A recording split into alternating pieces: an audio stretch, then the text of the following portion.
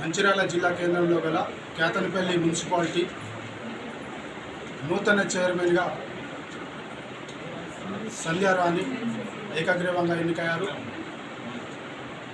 రామకృష్ణాపూర్ ప్రజలకందరికీ తెలిసిందే, 2 సార్లుగా వాయిదా పడిన ఈ చైర్మన్ ఎన్నిక చివరిసారిగా చాలా రసవత్తరంగా జరిగి చివరికి ఎన్నిక కావడం జరిగింది. ప్రజెంట్ కేతనపల్లి మున్సిపాలిటీ చైర్మన్ సంధ్యారాణితో ఉన్నాం.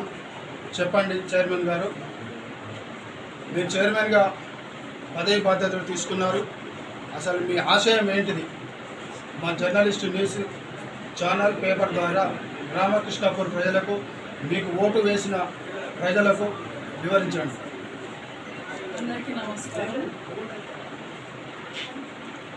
ప్రజలు కోరుకునేది ఒకటే, వాళ్ళ ఇబ్బందులన్నీ తీర్చడానికి ఉన్నాం. మేము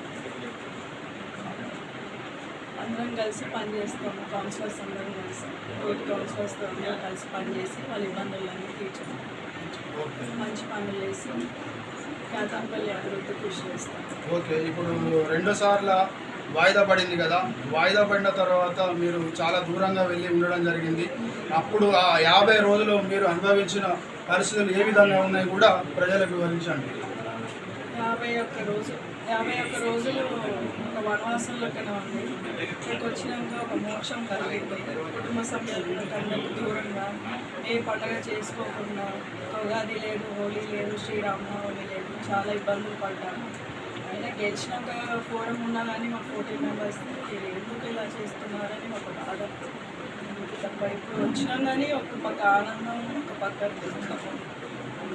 సరే, ఏదేమైనా కూడా ఇప్పుడు కేతనపల్లి మున్సిపాలిటీ ఏర్పడిన తర్వాత మొదటిసారి మహిళ చైర్మన్గా ఉంది, ఇప్పుడు 2వసారి కూడా మీరే మహిళా చైర్మన్గా ఉన్నారు. మరి గతంలో కొన్ని సమస్య మహిళా చైర్మన్గా ఉన్నప్పుడు పాలన మంచిగా జరగలేదు అనేది అభిప్రాయాలు ఎక్కువగా ఉండేది. మరి ఈసారైనా మీరు ఎడ్యుకేటెడ్గా ఉన్నారు కాబట్టి, ఒక డాక్టర్ హోదాలో ఉన్నారు కాబట్టి, మీరు చదువుకున్న విజ్ఞానవంతులుగా ఉన్నారు కాబట్టి, మీరు ఎవరి అడ్వైస్తో ఏ విధంగా మూవ్ అవుతారు, ప్రజలకు అందుబాటులో ఏ విధంగా ఉంటారు అనేది కూడా చివరిగా మా జర్నలిస్ట్ పేపర్ ఛానల్ ద్వారా ప్రజలకు వివరించండి. లాస్ట్ టైం పాలన మాకేం తెలియదు, ఇప్పుడు మేము వచ్చాం కాబట్టి మా సుఖాన ఏమేమి ఉన్నాయో అవన్నీ తీర్చుతాము.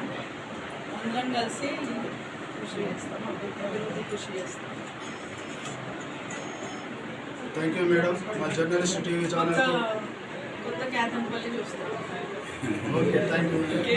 ఏది ఏమైనా కూడా సంధ్యారాణి చైర్మన్గా ఎన్నికైన తర్వాత రాబోయే కాలంలో కేతనపల్లిని కొత్త కేతనపల్లి మున్సిపాలిటీగా అభివృద్ధి తీస్తామని చెప్తున్నారు. ఏదేమైనా కూడా ప్రజలందరం కూడా మీకు సపోర్ట్గా ఉంటారని మేము ఆశిస్తున్నాం.